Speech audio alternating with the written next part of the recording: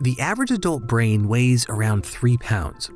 It's made of 100 billion cells, which fire information at 268 miles an hour.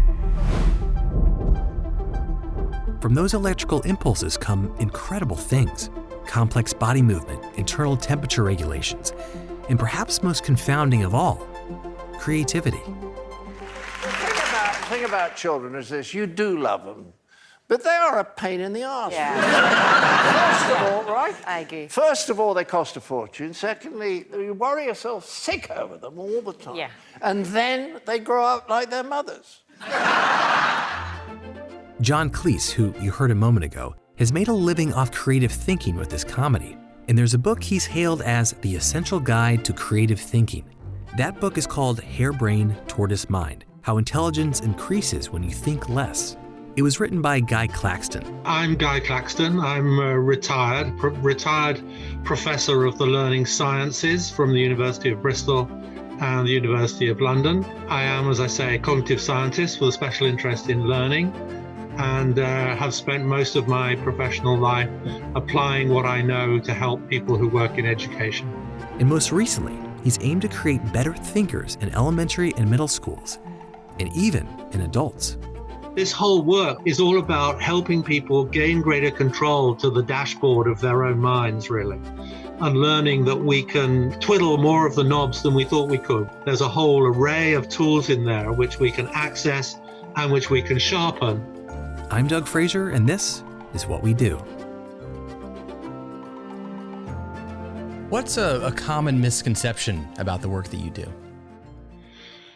Well, in education, the most common misconception is that I symbolize what people call progressive education as opposed to traditional approaches to education, that I'm somehow on the side of their fluffy liberals who want to just let kids run around and be happy the whole time. And that's not the truth. Actually, the work that I and my colleagues have been developing is much more sort of in the middle of those two extremes. So how do you help kids learn what they need to learn in school, but do it in a way that builds their capacity and their appetite for taking charge of their own learning? So building what we call their positive learning dispositions. In schools, often teachers with the best of intentions have been teaching in a way that helps kids get the grades, but does it in a way that builds a kind of an opposite and dysfunctional set of dispositions, like being timid and docile and dependent and passive. And I think you can flip that over and get both the good grades and the positive learning dispositions, and thereby equip children twice over to do well in life, to use the grades to get where they want to go. But when they get there, to have the independence of mind and the curiosity and the general initiative to be able to prosper when they're not being constantly chivied around and supported and helped and marked by someone else. When you say it, it's obvious, right? It just sounds like common sense. Yeah. The trouble is, for the last 100 years, it hasn't been common sense. It's been uncommon common sense, so to speak. To help create classrooms that foster both good grades and positive learning dispositions, Guy created the Learning Power approach. It's based on a simple formula. A learning-friendly classroom culture plus a language for learning equals a powerful learning character. We just produced a series of four books, which is a general one, which is all like the principles and the science behind this, because this is well grounded in the sort of modern understanding, the cognitive science, the understanding of how kids' minds work and grow. And then a couple of workbooks, one for elementary school teachers, one for high school teachers. And the last one we just produced is a book for school leaders about how you go about building this culture, like a learning powered culture in your school. Guy's work has taken him all over the world, from Australia to Vietnam, China, Dubai, Brazil, the US, and many other countries. This is not just my little thing. There are lots of other little groups of people who've been discovering the same kind of things in parallel. So now we're at the stage where these groups, this is not just, my little thing or David Perkins' little thing at Harvard or whatever. It's like, this is a kind of respectable grown-up school of thought, which is quite revolutionary and absolutely timely, particularly in terms of COVID, where kids are going to have to be more independent in organizing and managing their learning if they're not going to flounder when they're not being so closely supervised by their teachers. And teachers are going to have to change because they're going to have to realize that their job is to grow students' capacity to be independent of them, not to grow students' willingness to be dependent on them. That evolution isn't meant to come in some sweeping radical change. According to Guy, these major shifts arise from incremental adjustments. It's not like we're saying to teachers, you've been a leopard for 25 years and from Monday morning you've got to be a tiger. It's not like a radical shift. It's like just picking out certain aspects of what they may have been doing already, feeding them some new little things, like small little tweaks to what you're doing can really create a sea change or a change to the cultural undertow of the classroom. So that instead of this undertow pulling youngsters in the direction of compliance and only being concerned about grades and correct answers, now every time you go into a French lesson or a science lesson or an economics lesson or business studies lesson, that undertow, that rip is pulling you in the other direction. There's a constant invitation for you to take charge, to take more control of your own learning. And that can't be anything but good, can it? As part of this, you've mentioned intellectual humility as being an integral part of the system. What is that and what role does it have in learning? Well, intellectual humility is like a fancy way. People in my line of work love have fancy expressions for things, but it's basically, it just means being willing to be wrong, willing to learn from other people and from other sources. It means not holding your knowledge so tightly because you've become an expert, so you think you must be right. There's a great book about this that was published, I think, only about a year or so ago, called The Intelligence Trap, which brings all the research together, which show how clever people, there are very particular forms of stupidity that are characteristic of clever people, like assuming that because you're smart, you must be right. Which is a stupid thing to do because it stops you being a learner. You always try and protect your self-esteem rather than say, oh, I was wrong about that. That's interesting. How could I learn more about that? So obviously that open intellectual humility, and the research shows that people are better learners. They get even better grades in school with intellectual humility. It just opens the gates to curiosity, to exploration, to open-mindedness, to a lot of the learning dispositions, which are going to stand you in good stead through life in a tricky time. It seems that in the classroom, in these formative years, we're not just learning, how things work around the world or social studies or economics. We're also getting an emotional education and how to interact with people and how to stick with challenges, even if they're not intellectual, if they're emotional, if there's relationships in the playground to figure that out. Yeah, absolutely. I mean, it's both of those. We had a nice example that came my way of a school that had got infected with some of my ideas, a school in South Wales, in quite a poor area of a Dockland area of one of the cities. And the teacher sent me a lovely photo of the kids who were doing a bit of writing in a history lesson. They were learning about we have a very famous group of kings and queens called the Tudors in the UK. So they were learning about the Tudors.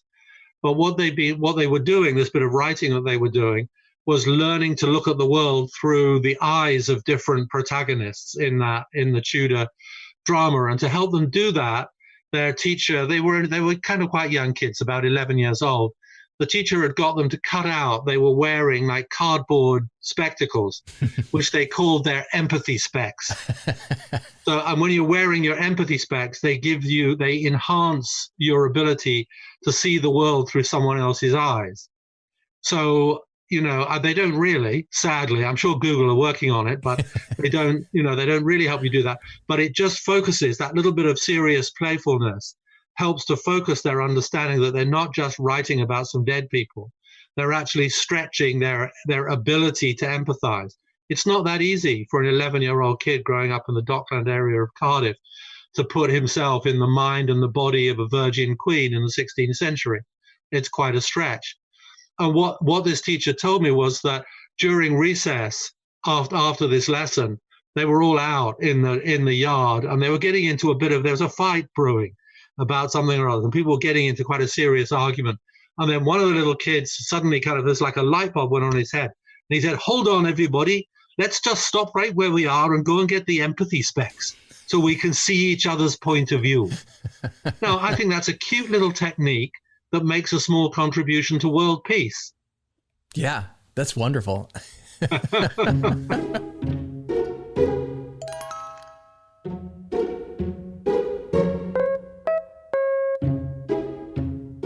So, do you think as humans we're better learners or teachers? I think the answer is both, but if I had to plump for one, it would be being a natural learner, particularly in this day and age where everything is a bit haywire and a bit up and down, and kids are having to become autodidacts at home because they can't get into school because of the virus. It's really important that we not only preserve but also augment and build upon the natural disposition towards being a learner. So it's like we're born with what I call the learning operating system 1.0. And as we grow up, so we add various bits and pieces onto that. So we end up with LOS 6.4, which makes us pretty powerful learners and pretty powerful teachers too. The challenge is, as Picasso almost said, is to retain that natural born learningness, that natural born curiosity, as we grow up. And as we grow older, so our natural born teachingness becomes more important, as we have our own children or as we have younger brothers and sisters. So that it seems to be hardwired, that sort of built-in tendency to want to help other people join the social, cultural game that we are more experienced players of. You mentioned curiosity earlier. How, through education in our more formative years, are we able to keep curiosity alive in our later years? Well, that's a very good question. It's a very good case in point of what we're doing. So a lot of kids experience classrooms as places where their curiosity has no place, where they just have to park it at the door. But it's perfectly possible with just small shifts in teachers' behavior and in the way they organize the classroom that we can acknowledge and respect and teach kids to respect their own curiosity so that they don't have to wait. I mean, I had to wait till I was a graduate student at the University of Oxford in order to, as I put it now these days, to unlearn to be taught and to kind of rehabilitate my own ability to teach myself. And the most important thing I learned, I was an undergraduate at Cambridge, and I think the most important thing that education taught me was that what I wondered was worth wondering about, what I thought was worth thinking about. So it gave me a kind of confidence, which I probably had when I was 18 months old, but which I, like lots of people, have it sort of kicked out of you when you're at school. So I think that's it's one of the most important things we can be doing for kids. So as adults who have been out of the education system for a while, and we have learned these negative things maybe about curiosity, how as adults can we proactively unlearn that? Well, first of all, you have to be aware of what it is we're talking about. I mean, another strange thing which I've realized over 40 or 50 years of being in this work is that we don't have a very good vocabulary for talking about learning. Teachers talk about teaching a lot, but until relatively recently, they didn't know how to think and talk about learning, which is pretty weird when you think about it. School is the place where kids are supposed to be learning. How do we think and talk about it? So, part of the work that I've been doing, and other people, so people around the States and in Australia and different places around the world, I've just been trying to sort of identify, to distill out a rich vocabulary for talking about investigating, exploring, being adventurous, being inquisitive, being a good collaborator, learning how to focus, how to stay concentrated. I mean, that's a very good example. You know, we know from all the good research that there is on mindfulness these days that the ability to concentrate is like a muscle that you can strengthen through exercise. So we can introduce some of that stuff into schools. Mindfulness is very good for calming people down, for a kind of emotional self-regulation, but it's also really good just for tuning up those basic cognitive tools, like being able to ignore distractions and stay locked on to what you want to do. So first of all, you have to be able to think about, look at yourself as a learner, and then ask yourself questions about, you know, what am I good at? What am I not so good at? And where can I find communities and friendship groups that are willing to support the development, to be my coaches, if you like, to help me get better at these, stretch these, what we call learning muscles, and make them stronger and more sinewy, rather than carrying on with that sort of dependent relationship which so many kids acquire at school. Not all kids acquire dependent and compliant. Some kids acquire aggressive and hostile at school. So, but that's just like a reaction to the fact that school is a place that makes them feel like shit a lot of the time. To help sift out the nuggets of goodness in the classroom, there's a fascinating idea I heard from Guy that I can't stop thinking about. There's more than one way of knowing. By that, he means the intellectual side is only one part of how we understand and interpret the world. Together, all of these signals we're gathering, whether we're aware of them or not, shape our mindset. It just turns out from lots of studies that people who have a higher level of body sense, they're able to sense what's going on their bodies, make better decisions, even in the busy hurly-burly of a stock market trading floor. If you are able to sense your heartbeat or what's going on in your muscles, in your shoulders or in your gut, you make split-second decisions better and more effectively. Even within the intellectual realm, there are different amplitudes you can adjust and rooms you can visit. For example, relaxed cognition. When you're in the dreamy mode, there's the brain activity, you're in a kind of reduced state of arousal. And I think it was Martindale's metaphor, which I really like. It's like, so when we're being receptive, the level of arousal goes down. Things are not delineated so sharply in terms of the activity of the brain. And it's like our brain is functioning like the Mississippi Delta with lots of little tributaries and streams that can weave into each other.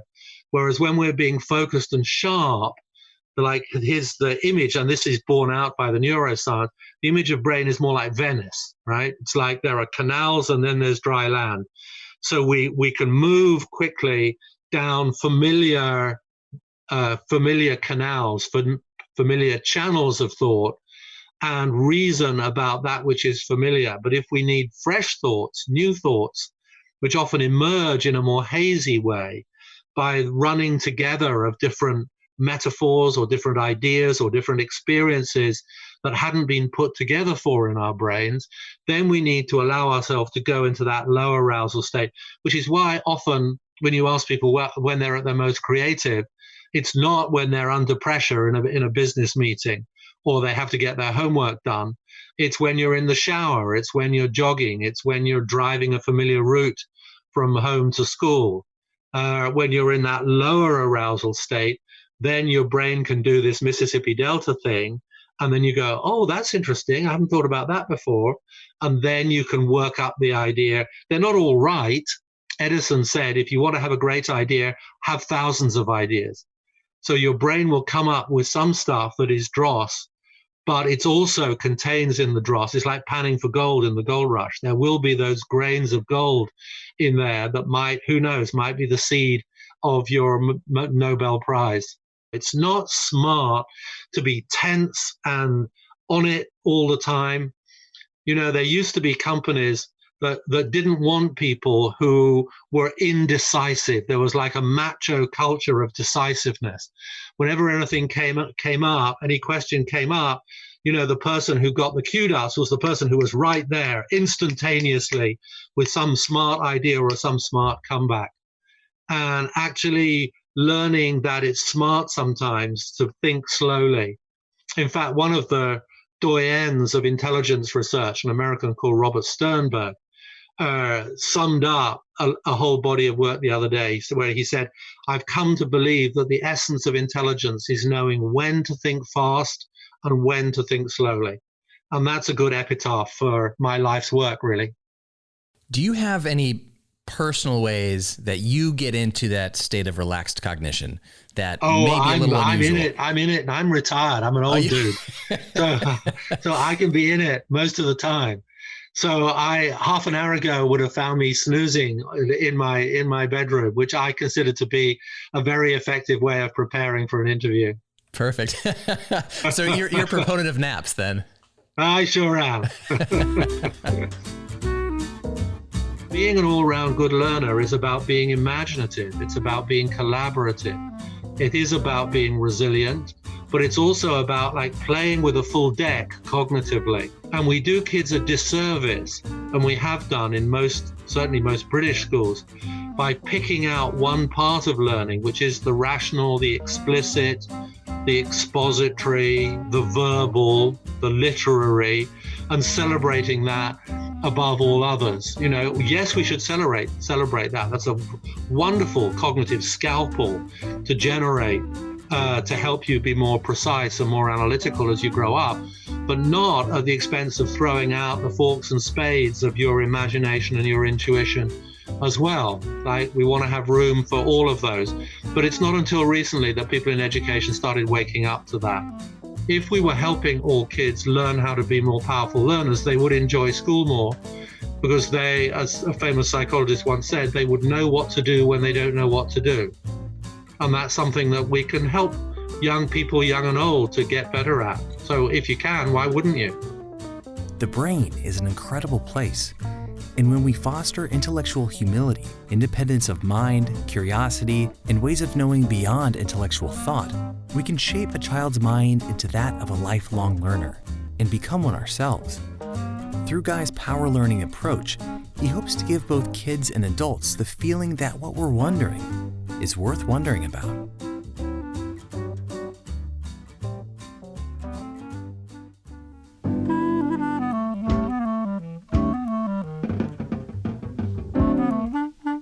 Hey guys, thanks so much for listening. Would you mind leaving a rating and review for the show? It only takes a moment and it's a huge help. And be sure to subscribe so you don't miss any new episodes. Until next time, stay curious. What We Do is produced by me, Doug Frazier, for WHRO Public Media.